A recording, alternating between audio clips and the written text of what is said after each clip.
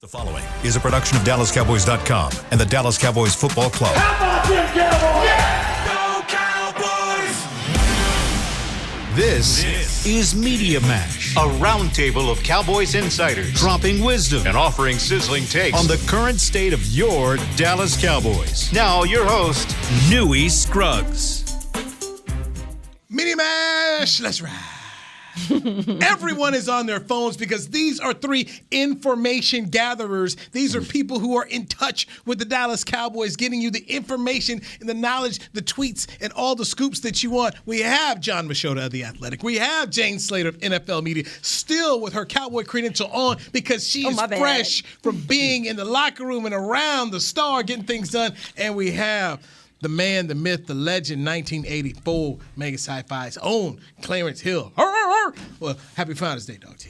Appreciate it. Happy Founders Day. Whoa, hold on. What's 1984? You explain it. That's what I pledged. Oh. In Texas, when he joined the fraternity in 1984. Wow, so, man, I graduated. Clarence. Wow. Yeah. Seems like a long time ago. I was in 7th grade, but Clarence likes to call himself the 84. Yeah. 84. I never heard you say that before. 84 stands out to me because that's the last time the Tigers won a World Series, and it seems like it's a long, long time ago. Is that the year you were born, too? No, 82, but. It's a couple of, it's an Omega thing, but we know each other by the year we played. I got you. Yeah, that's when I always talk about the media room about protocol, and I talk about, to me, longevity or how long you've been there means something. And so that's really big in our fraternity. How long have you been a member? Yeah. How long have you been a member? Yes. So that means something to us. Yes, so he uses 84. What's the oldest member you actually met? Oh, 40s? We got guys in 40s, 50s. Okay. Yeah. No, we still got guys who over 100 years old. Wow. Yeah. Yes. So, Clay, you're older than Michael Jordan, right? In the frat, yeah. I just want to love something as much as you love your frat. That is a good point. I can't think of anything that I like. I mean, I love my girl group a lot. We call ourselves the Gremlins, but I mean, that bar is high. Yeah. Like Clarence's. But don't you want to be involved somewhere you love it that much and it loves you back like that? Even to the point where Mike McCarthy pointed out, like wearing purple this week and they're about to play the Vikings, and he's like, no, it's from Thanks. He knows. Like I said, I love it. I wore a hat one day, and Mike took McCarthy like, hey, I like that hat. Can I get that hat? No, Mike, you can't get this. All right, real quick, as quick as does you he can get possibly invited do to it. the barbecue? Then how does Atomic Dog work in there? Like, how did that all of a sudden come up? Well, real quick. They played it at the Patriots practice today, by the way. One of our mascots, not our mascots, but our theme song. Every organization has their song that they identify with, and ours is the dog. One of our mascot is the dog. We call ourselves Q Dogs, and we had long time ago adopted Atomic Dog as our theme song, and actually George Clinton just became a member. Oh, okay. And he did a remake of the Atomic Dog song with Omegas. With you and George. Yeah, no, I've stepped in a few of his concerts. This was informative. I think our listeners need to know the background. Yeah. Clarence, hey, listen, and since we're talking, there's a long history of Omegas within the Cowboys. Okay, Ed Too Tall Jones is in the fraternity. He plays at Tennessee State. Billy Joe Dupree is in the fraternity. He plays in college. Rayfield Wright is a member of Omega Psi Phi. Herb Adderley, Hall of Famers, is a member of Omega Psi Phi. Brady James, Robert Thomas. Joe Trahan? No. Derek Eagleton. You run SouthCowboys.com? Yeah. So no, but I thought Joe Trahan. No, you didn't. The Cowboys, 1,000%. When I took a picture in New York, I could have sworn he was in the picture for you guys. Stop it. No. Why is he not considered? Do we need a deep dive into that? There's no deep dive. He's not a member. Okay, but you were like incredulous that I would ever assign him even to like hanging out with you guys. Like he wasn't allowed to sit at the breakfast table. Don't act like you're not prideful of your sorority. No, I mean I wasn't annoying. They wouldn't let her in. They wouldn't let Jane in. It's just like, but I'm just saying that there's a deep connection with Omega in athletes, and he talked about Michael Jordan and Shaq, but even with the Cowboys. I'm not throwing shade. I was interested. Jalen Hurts, quarterback of the Philadelphia Eagles. Jalen Hurts. Jabril Peppers. Yes. No, I'm very well. The late, great Steve McNair. So Michael Jordan, Shaquille O'Neal, Vince Carter. So, Damn. Yeah. So because of these gentlemen being in this fraternity, they would often celebrate by throwing up the hooks. Right. So to young suburban white kids, we didn't know the difference, and so we would do that celebrating because we were like, oh, I saw Corliss Williamson doing that. I saw Shaq doing that. Whatever. Okay. But as you get older, you learn. You're like, yeah, I'm not allowed to do that. That was when I Imitation's the highest form of flattery. When I covered the Lakers, that was one of the initial conversations that Shaquille O'Neal had with Kobe Bryant because Kobe was doing it in Lower Merion High School, right. and it was like, hey young fella, yeah, you're not allowed to do that. Yeah, see, no, thank you. Just the thing was, you, but no. Not that Jordan did a lot, but it's that Shaq, like you're talking early 90s, and he's just dominating the game of basketball like you've never seen anybody, and he's dunking on these guys and then doing that. And so if you're a young kid, you're just like, that's awesome. I'm going to repeat that. Yeah. You guys thought it was like throwing up the dab. Right, yeah, like it was just like. I get it. So. It's like, watch me do the gritty. Right, which, you shouldn't do that either. Shouldn't embarrass yourself doing that. Adam Schefter shouldn't do that. Well. Just like Ed Werder shouldn't do the dab. Oh, damn. Just like Kirk Cousins shouldn't put on chains. You remember Ed Werder's dab? Yes. Google it. No. It is awful. Yeah, please do it. Do that. I don't know. Adam Schefter with the chains is pretty cringeworthy. And and Adam's a friend. I'm a big fan. There's nothing worse than Ed's dab. So where do you want to go with this now, Newey? Tank Lawrence spoke today, and if you're a Cowboy fan, you should be concerned. I think so, yes. Tank says his right knee is worse than his foot, and he basically just threw out there, foot's fractured. Things like, well, I don't know, but I got screws in it, so I can't really tell. So I just said to myself, this is not good because this is your top run defender. So I'll start with you, Miss Slater, ladies first. Thoughts? And Ndamukong Suh just signed with the Eagles. You know, as much as they've been out here having a world-class push to bring in OBJ, I think I'd said this a couple of weeks on our show, right? I said, you guys are bringing up the fact that you guys wanted a wide receiver, and I said, what about stopping the run? And everyone kind of like laughed at me, and I'm like, they need wide receiver help, but it seems like defensively that's an area that's really getting at with them. And so we had tossed out some names then. I don't know if you guys remember this. We had tossed out some names, and Ndamukong Suh was one of them. Ndamukong Suh is a very smart man financially, and I don't think Jerry Jones could have matched the level of what he likely got. Do we know what the details were on that? I haven't seen him yet, but I agree with you But on that. yeah, I think the big problem, particularly for this team outside of even DeMarcus Lawrence's injury, is the fact they don't have a lot of bulk up front, which is something I even highlighted on NFL Network this week on that Aaron Jones 12-yard touchdown run before the half. Micah Parsons is one-on-one with the center. Dante Fowler was supposed to twist to the open gap. He didn't, and then you've got Aaron Jones scoring on you. That's going to continue to happen when you look at some of the runners they've got coming up. And so it's an area they have to address, and now we're talking about your edge is already an issue, and now we don't know what's up with DeMarcus Lawrence because I missed the scrum. But as we were walking out, I think you were staying there with me. He was very coy with it, not dissimilar from Ezekiel Elliott last week when it's like, I'm good to go. Well, we'll see. And I'm like, what does that mean? Yeah. No, he'll play, but the thing is that he is your best run defender, and like when I went in the locker room after that was over, I went back and listened to it over again to make sure I got that right. The part specifically about, it's where I had the screws in the foot, last September, and he doesn't know for sure if there's a fracture there. He just knows there's some pain there, so he thinks that there could be a fracture there, that's not great. So I think what we're looking at is there's going to be several weeks coming up where he's not going to practice during the week. Well, and it could get worse. It could turn into a full-fledged fracture. It's funny because, and they're in so much trouble without him. I don't know if you were there. Say, Clarence, go ahead and ask your question. When we started. I've been calling him for 2 days. I got a call on Monday. DeMarcus Lawrence has a fractured foot. I called his agent, called the Cowboys. Nobody. Cantor's like, bye. Cantor played ghost, okay? And I talk to Cantor all the time. And DeMarcus didn't answer. When we came to the locker room, Wednesday, I asked him about his foot, and he said, I'm hurting all over. He was very coy. Yep. Of course, then he doesn't practice on Wednesday. And so that's what yes. So I've been trying to run this down for 2 days. The fact that no one would answer told me that something was amiss. Yeah. They wouldn't even, because if it's okay, they say it's fine. But no one would even get back with me. And Cantor's like, it's just practice. It's not a big deal, whatever. So there's something there. And the fact that he said the knee is worse than the foot, and the foot could be refractured again, the same foot he fractured last year, missed all those games, and he's your best run defender, and you can't stop the run right now like you can't stop a nosebleed. These are huge issues for the Cowboys. And I tweeted Monday morning, the Cowboys need Ndamukong Suh as much as they need Odell Beckham. You know, they're thirsty for Odell Beckham, but they need help up front. And this goes back years. And you know, the funny thing about it, I was just looking at it, and they had the second worst run defense in Cowboys history in 2020. Yes, they got better last year with Dan Quinn. They got better because, number one, the offense was the number one offense in the league, number one scoring offense in the league. Teams often had to pass and not run. But in the playoff game, which Kurtz brought up yesterday, they got run through. Mm-hmm.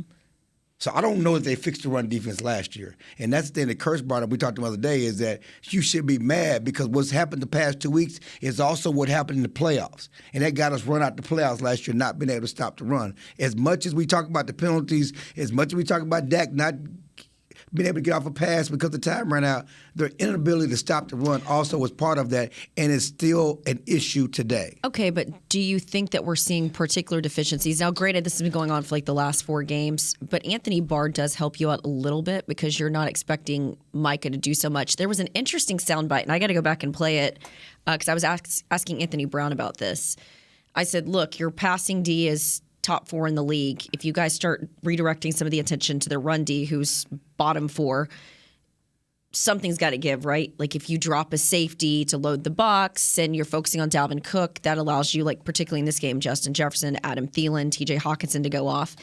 And I said, dumb question, but everyone keeps saying it's gap integrity. You've got to stick to your assignment. Why aren't guys doing it?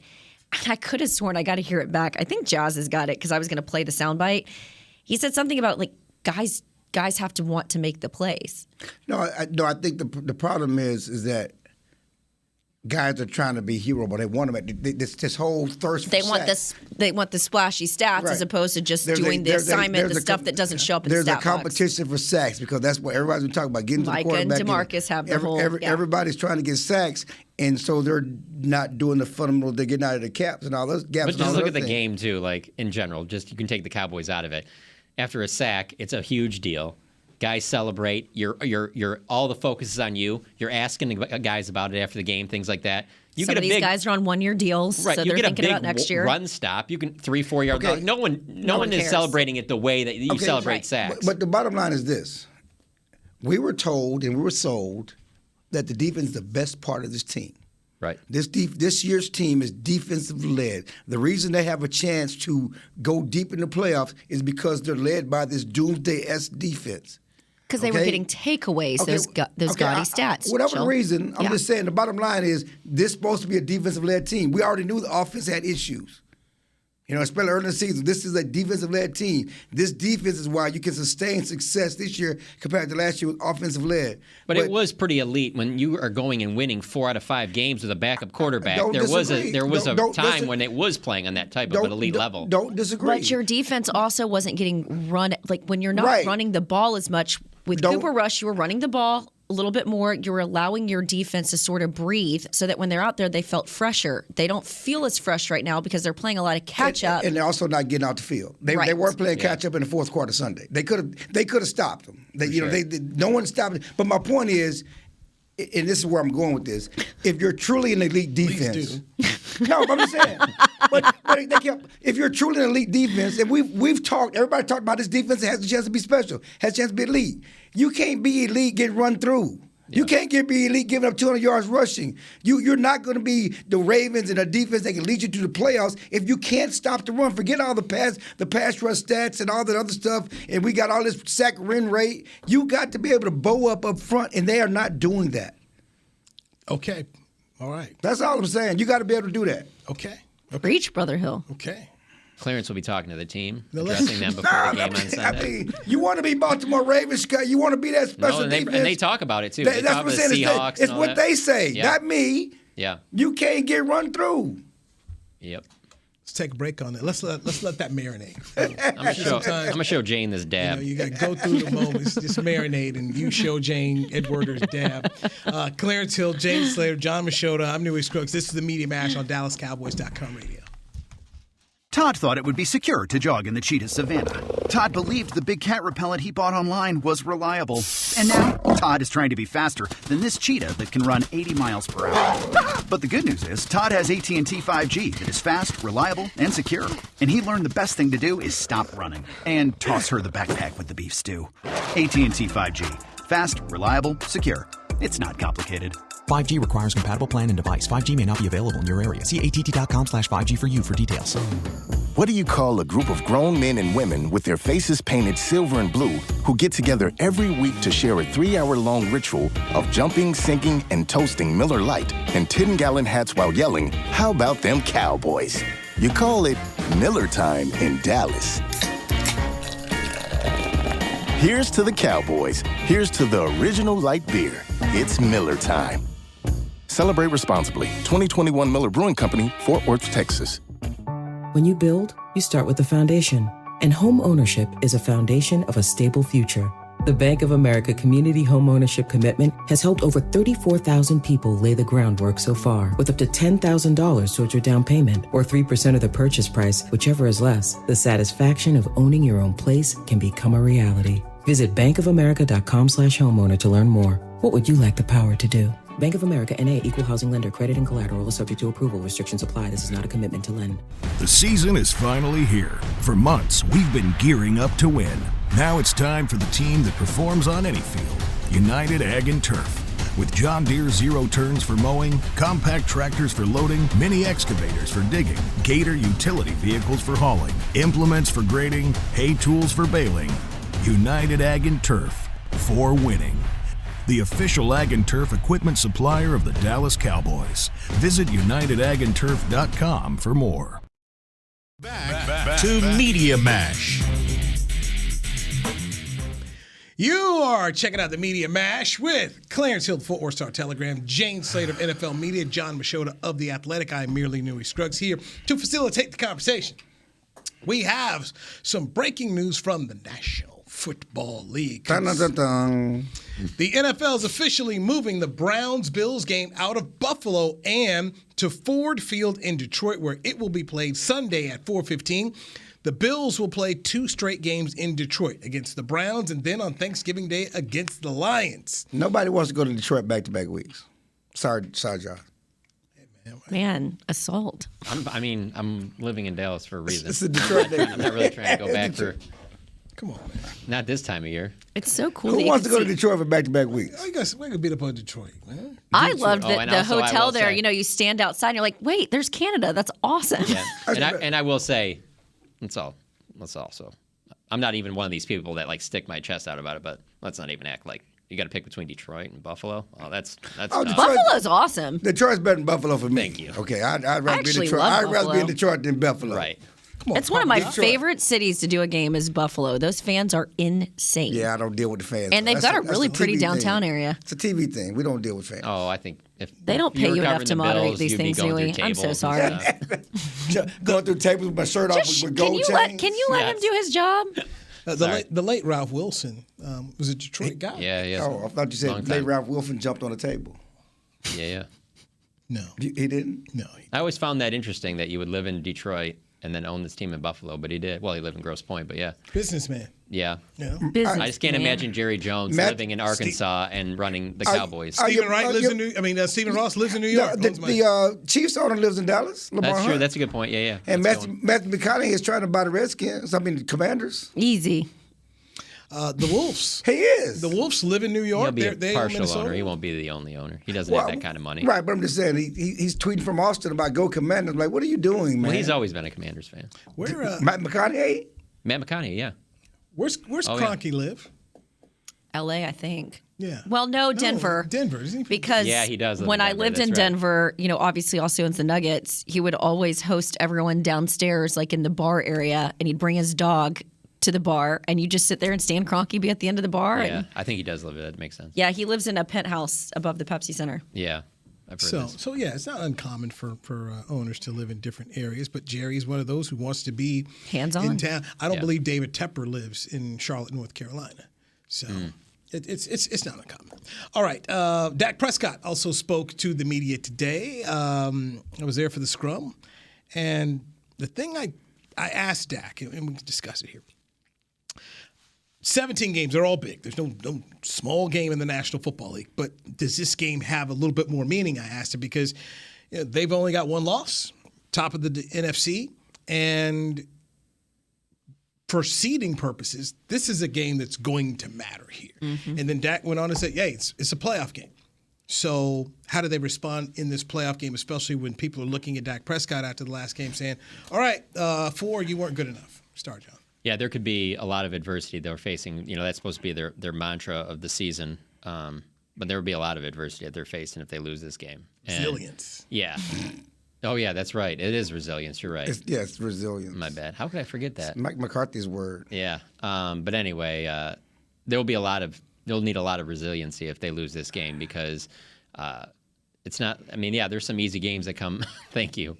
There's some easier games that come up, but you don't want that Green Bay game to kind of turn into all of a sudden now there's this downfall and you're starting to struggle during the season. And just how frustrated that team was after the game, it's got me about as eager as I can remember to watch a team play because I just want to see how they play defensively just because of the way Micah was talking after the game, the way some of the other guys in the locker room were talking. If you go out there, the way J-Ron Kearse was talking earlier this week, if you go out there and you look the exact same as you have the previous 2 weeks defending the run, that just is such a bad sign for the rest of the team. If anything, they need to come out and they need to have the best defensive effort that we've seen from them. But to your point, Dak can certainly play better. I thought it was interesting today when he said the thing about how if he still had that chance, and when he does have the chance to make those same 2 throws that he threw the interceptions on, he's got full confidence that he'll make those and guarantees that there will be a better outcome. So he's confident in his abilities, but I don't think there's any doubt he has to play better. I'm not saying that he's the reason they lost in Green Bay, but he has to play better. It's funny to me. Dak throws the 2 interceptions. The next 3 drives, he leads them to touchdowns. If the defense stops, we're talking about Dak's resilience, how he bounced back from interceptions. Yeah. And that's the kind of player you want. Right. That's why I'm saying it's not all on him, but he can still play better. You can also make the argument he doesn't throw those 2 interceptions. That might be Coast City against a team that's coming off of 5 straight losses. But how we like to talk Rashawn Gary. But how we like to talk about people coming back from adversity and showing resilience. He shows resilience. And some people like to talk about that more than others. But he showed resilience in that game, and even the penalty. There were a lot of things that happened that went against the Cowboys in that second half, certainly that fourth quarter overtime. Let me just throw this out to you real quick. If he looks really bad in this game, and Kirk Cousins on the other side, you think it's bad right now in terms of the outside criticism. You just lost Aaron Rodgers. You lose to Kirk Cousins, who everybody assumes is kind of a middle of the pack at best with a ton of great weapons around him. It just doesn't. And you don't play well, I should say. And I'm glad that's what you said. It's going to be it'll be a fever pitch, right? The conversation. And I'm glad that's what you said. A ton of great weapons around him. Yeah. The Cowboys, week in and week out, go out there with the worst receiving core on the field. Right. Except maybe against the Bears. Yeah. They go out there with the worst. I'm not saying me. I'm saying on the outside. I agree. You're having that talk now. I agree. I'm just saying. If they lose but week in and week out, even they go out there with the worst receiving talent on the field. Let's just be honest about this, which is why they're thirsting for OBJ, which is why they got this flyer on Antonio Callaway. And we saw this in training. We saw this at the end of the season. I don't think it's the worst in the league, by the way. I said week in and week out. It can't be. In the games they're going out. Week in and week out. I'm just saying, if you're going down every roster, there's no way it's No, the worst. I just said the league. I said week in and week out, they're often going out there with the worst receiving talent in the league on the field that day. And again, we saw this in the offseason. We saw this in training camp. There is a problem out there. They don't get separation. Yep. That's all part of the mix of what Dak is dealing with. Sure. And certainly, yes, he can play better. But ain't nobody out there making one-handed catches for Dak. Ain't nobody doing Justin Jefferson for Dak. Absolutely. I also think, and I asked CeeDee Lamb about this today, I get that not every starting quarterback plays in the preseason, right? But Tom Brady had time in the preseason. Patrick Mahomes had time in the preseason. We didn't see Dak with any of his receivers, and then he played one game and he got injured. I think they're still trying to get him up to speed with his receivers and the timing. What receivers? CeeDee Lamb, Michael Gallup, who we had no time with. The problem with CeeDee Lamb, CeeDee Lamb had his best game of the season. Michael Gallup is hurt. Right, but my point is reps matter. and I'm not making any excuses, but I do think some of this is because they haven't had meaningful playing time, even though we're in week 11 of the NFL. I think the biggest reason why is because Michael Gallup isn't the Michael Gallup that he was last year because of, like you said, he's coming off injury, and then he gets hurt again in the game, and then Tolbert isn't contributing like they would expect a third-round pick. He can have as much reps as he wants with Tolbert. Tolbert is not giving them anything with either quarterback. Agreed. And James Washington is not. Yeah. James Washington didn't do anything with the Steelers, so I don't expect him to come be your savior. And Noah Brown is But you also thought the best thing about him is your personal punt protector, not him as a receiver. And so you look at what you have out there. You got CeeDee Lamb, and a bunch of maybes. Yeah. You know, that's why you need to be running the ball more, and I would start getting the ball more to Jake Ferguson and Peyton Hendershot. Which is what they should have done in that game. In the fourth quarter, they should have been running it more. And CeeDee is right. He had his great statistical numbers, but that wasn't his best game. He had a drop pass. He was part of those interceptions. He didn't cross the face of the receiver, which everybody, Michael Irvin, the Cowboys, blamed CeeDee for that interception.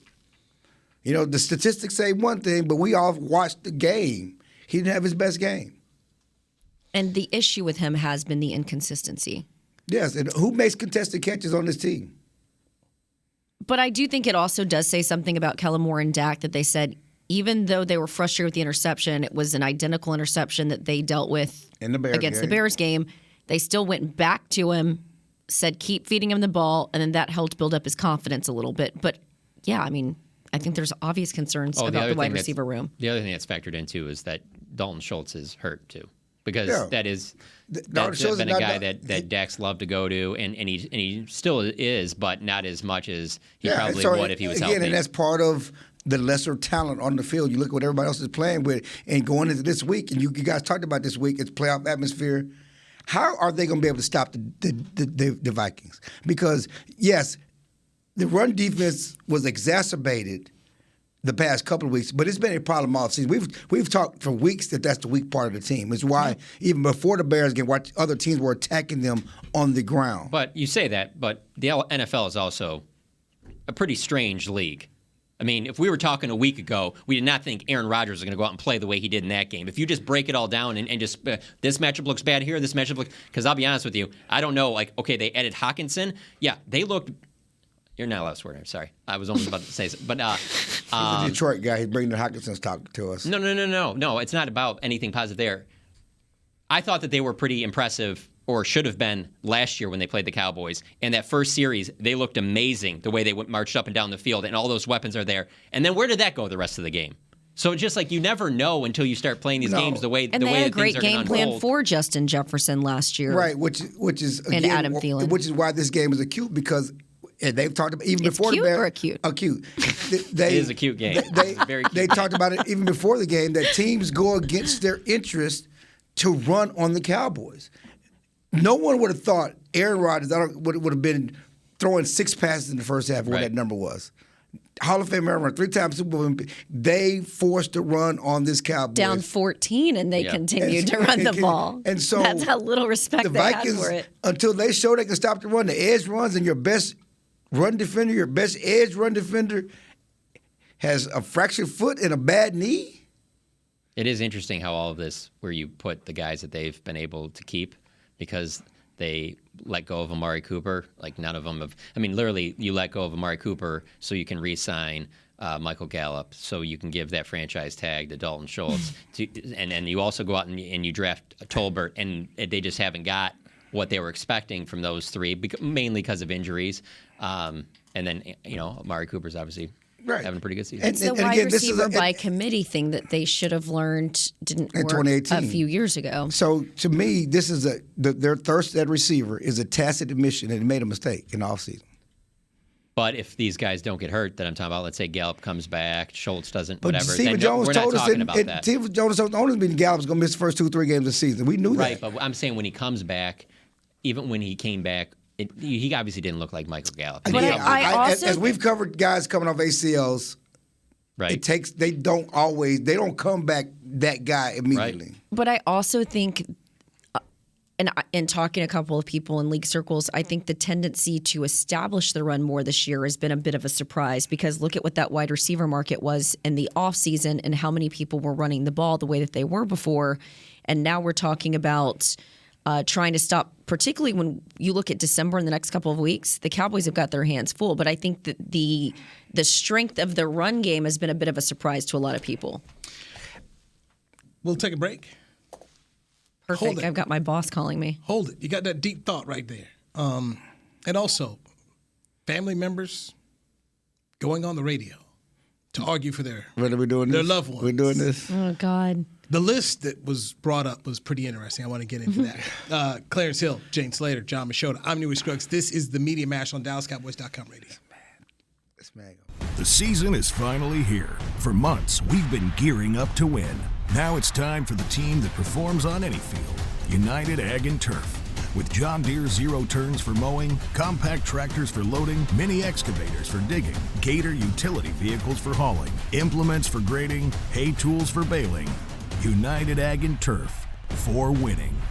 The official Ag and Turf equipment supplier of the Dallas Cowboys. Visit UnitedAgAndTurf.com for more. Todd thought it would be secure to jog in the cheetah savanna. Todd believed the big cat repellent he bought online was reliable.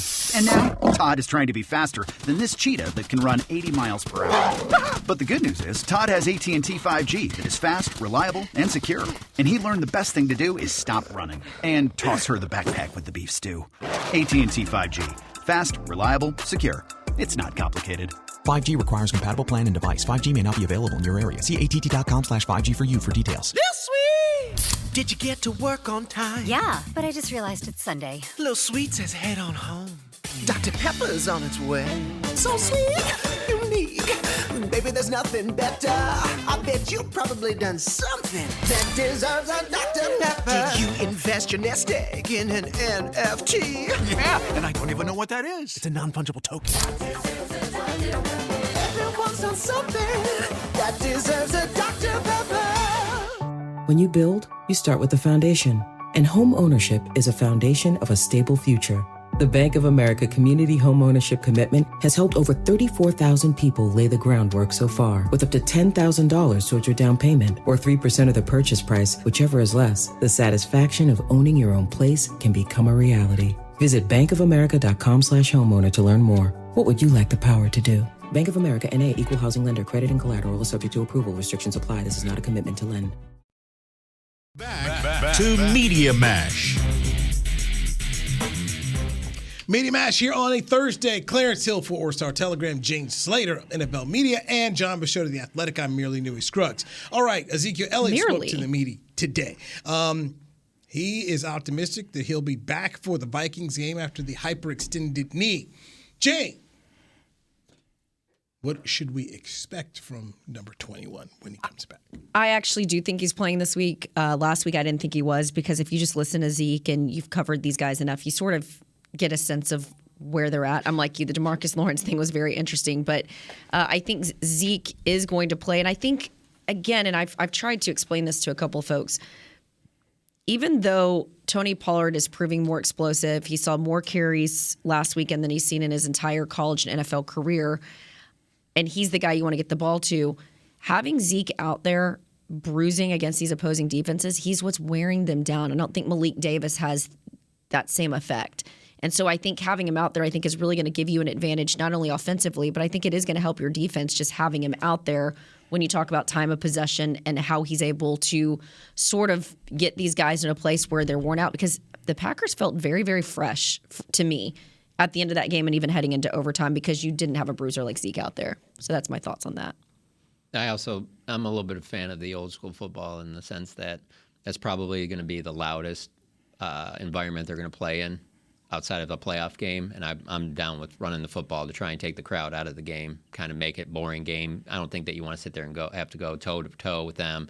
All right, we're going to pass the ball over the field. You're going to pass the ball over the field. I think you want to kind of take the air out of the building a little bit. So I think you can do that with Zeke and Pollard both out there together. So, yeah, I think he's playing for sure, but he's going to have the knee brace on. And when he had the knee brace on last year, even though it's a different injury, he didn't look like the same Zeke as before the injury. Now, he did say it was going to be a lighter one than what he had. But remember, last year, the big thing for him was he felt that he lacked explosiveness. But he said the reason why he didn't play on Sunday was he kind of felt that knee locking a little bit, and that's why he didn't want to play. But he says it is feeling a lot better this week. So, yeah, I think he'll play for sure, and I think they missed him. I think you got a 2-touchdown lead in the fourth quarter.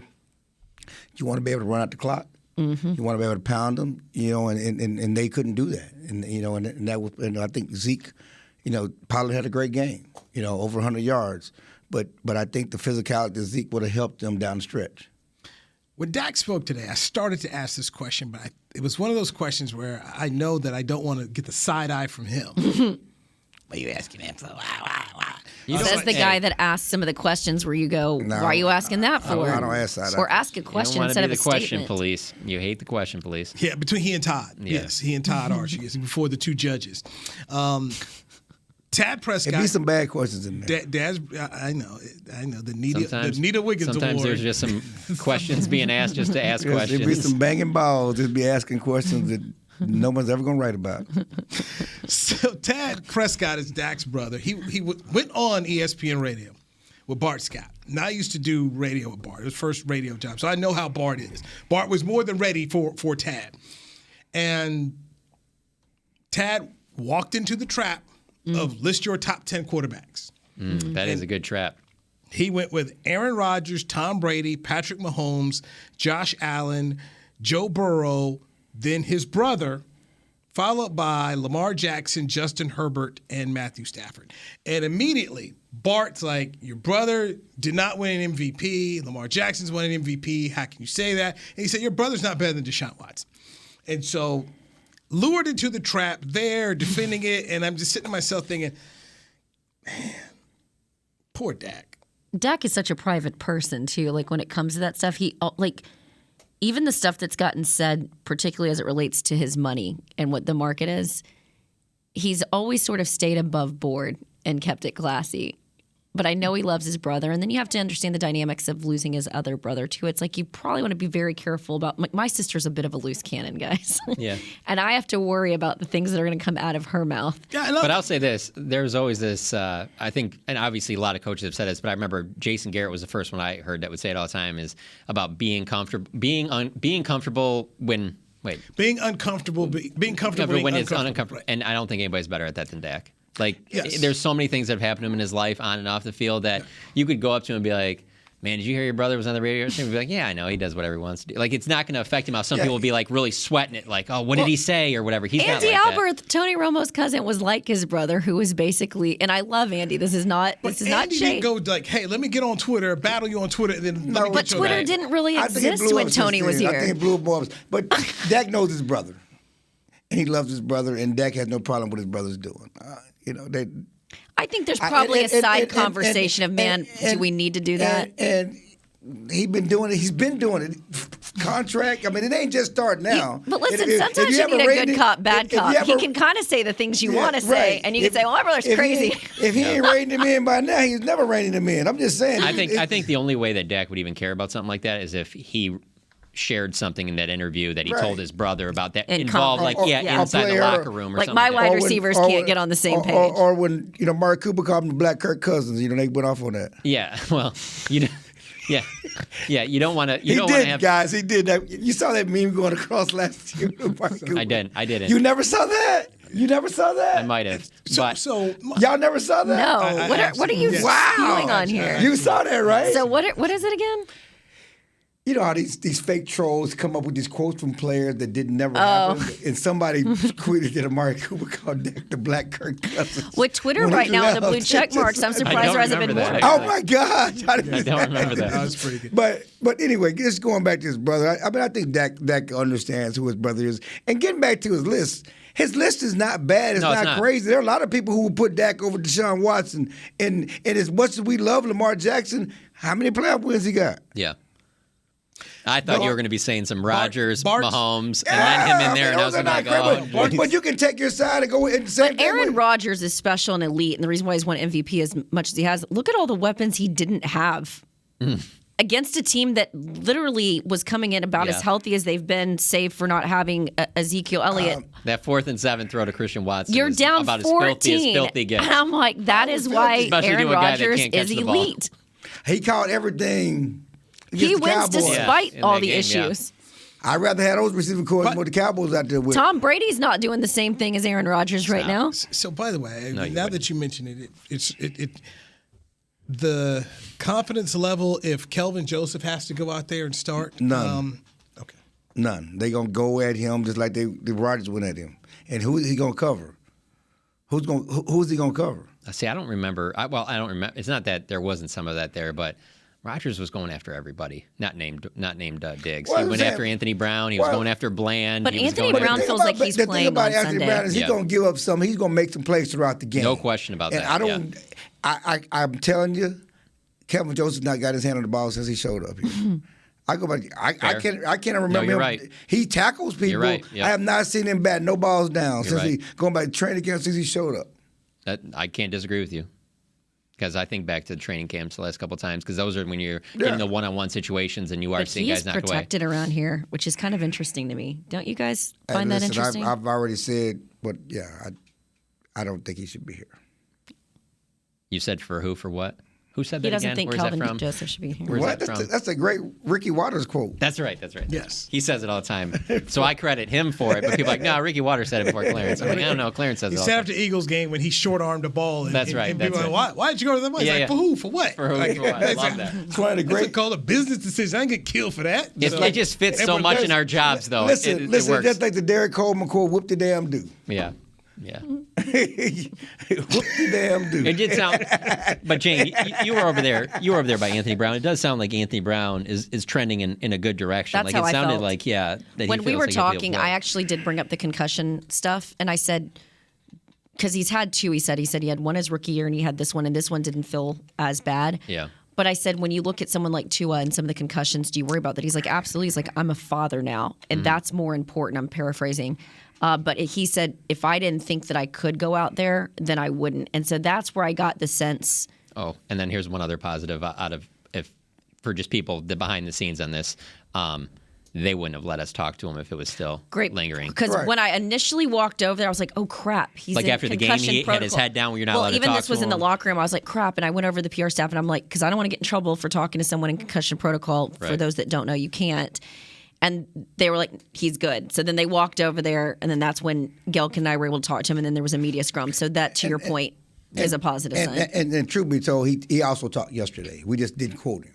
Gotcha. So they did not stop us. They did not stop us from. I know they we didn't couldn't stop quote it him. like today to have a member of PR say, "Hey, do you mind standing up?" And then you have the camera with the right, lights right. on No, and so stuff like that. what I'm saying is, my point is though, the fact that it was trending yesterday, that he was even talked to us. He talked to me. He said, He told me I'll be ready to go. Yeah, I'm probably gonna get a concussion protocol on Friday. The fact that they had it limited in practice tells you that he was going to be good to go and ready to go this week. One quote from the locker room: Zach Martin. He talked to Cowboys.com and the Cowboy cameras. You will have it. He said that he was talking about Zeke, and he said Zeke is the one-man embodiment of the soul of this football team. That's good. That's a great quote. The love of Zeke, I think, shocked so many fans on the outside. When I had Travis Frederick post-retirement, he talked that Zeke was one of his best friends on the team. And I don't know, people were shocked that I was surprised by that. I think they were trying to make it a race thing. And I was like, no, it has nothing to do with that. It's like people, when they look at Ezekiel Elliott because of his issues over the first couple of years, that he was immature, that he wouldn't get along with a guy that's like Travis Frederick, who seems to do everything by the book. But that is one of his best friends. They talk all the time, and he talks about Zeke's professionalism. You hear Mike McCarthy talk about his football IQ, the fact that he's in so many quarterback meetings. So I agree with you. And I also think we've seen in recent years Zeke sort of step up and be more vocal in his own way. And piggybacking on that just for a second, Zeke is more like Michael Irvin. He's a guy, even when he was doing all the stuff and on Greenville and Uptown, he worked hard. Yeah. You know, he always, and that's what the teammates respect. And that's what you're talking about. People see Zeke partying. They see Zeke doing all this, but they don't know that that's the same Zeke who's work every day, who doesn't take days off, doesn't want to miss a game, which he's famous for. Before this year, only missed one game, injuries in the entire career. I also think he doesn't even do a lot of the stuff he was doing before, where he would be out all the time. But even when he did that, though, even when he was out, he was a hard worker. And that's the thing that set Michael apart. Right. That Michael would be out. Yeah. Lead a club and come work out and outwork everybody on the field. Yeah. And that's why people respected that. Yeah. Kay Adams calls me the Rob Gronkowski of the NFL Network. I love to have fun too, but you play hurt, you show up, you get your job done. I once had a boss say I did my best work hungover. And I'll be honest with you. Hey, when they say that, you know, is one of the first people I think of is Jerry Jones. Yeah. Jerry Jones will stay out all night. and God, do all that rolls in stuff. like a G. But he'll be there the very next day, early in the morning. I'll be so like, amazing because I am slowing down, but man, he's iconic. Sounds like Clarence Hill. Don't you Go love ahead, when we Newy, do jump shows in on with you, that. Newy? We party hard, we stay out It's late, but Founders Day, most so of I'm all, gonna let we you slide on graduate. that. Let you slide on that, dog. But the penalties. Overtime, we see penalties. It bites the Cowboys in the rear end. They lose the game. McCarthy afterwards tried to act a little bit upset about it. Do we trust the Cowboys in the penalty situation now as they get ready to go up to Minnesota? Clarence. No. Why should we? It's always something. Okay. They're always doing something, and Mike was upset, but Mike was more upset about the loss. I mean, I think he was legitimate because when you said that, I don't know if you said he was fake or whatever. Like I thought he was. That's as angry as I've seen him. No, he was angry about everything part of that game because this was his homecoming game. It was emotionally draining. The way they blew that game, but I mean, the overtime. I mean, they've had a lot of penalties and a lot of stupid penalties. Speaking of right there. But to be offside, Jalen Tolbert. To be that far offside, then you look back. Mike McCarthy said he committed 2 penalties on the play. He not only was offside, they had a legal motion because they moved back right before the snap. How do you do that? We've talked a lot about this week. The guys have talked about accountability. How are they holding guys accountable, I think, is my bigger question. Even when we talked about that Lions game, when I was talking to one of the Lions reporter, Dan Campbell, and this isn't the best example given their record, but they were benching guys, even if you're a starter, if you weren't stepping up. What's the accountability here? I know they've got a leadership council, and I know they talk about these things. Okay. Yeah, they're not benching a star player over okay, some. So how do you hold them accountable? I'm going to show you something. Overtime. Watching NFL Network right now. Overtime, right after the penalty, they throw the ball to Pollard. He gets all the penalty yards back in the first down. Right. Then he goes to the sideline. I want Pollard still on the field. Well, actually, this next play that happens, I know what happened. Seemed to be fine. It was the next play after that was the next play over there was like 16-yard gain. It was, but Pollard might have housed it. Okay. He was coming back in a holding call anyway. Back in a holding call, but yes, Thank you. Pollard may have gotten more. Thank you, Coach Clarence. We have to clear the studio here. Jane is taking over. It's her podcast. Goes at the top of the hour. So, 84. Clarence Hill, happy Founders Day. Ella B's tonight. Jane, come on through. Well, don't yawn. Come on through. Clarence will buy you some catfish. Ella B's is Thursday night. Clarence can eat, drink, Too Tall Jones will be there. LaDainian Thomas is going to be there. Yes. Snap. Yes, John, we keep waiting on you to roll through with the bros. All right. Through, I'll go if Jane goes. Okay. It's not I can't, but I want to be invited to the barbecue. You are invited. We're doing it right now, Jane. I know. Well, I need a little bit more go time. Yes. Are you? Yes. Okay. What do you mean? He's wearing his team uniform over there.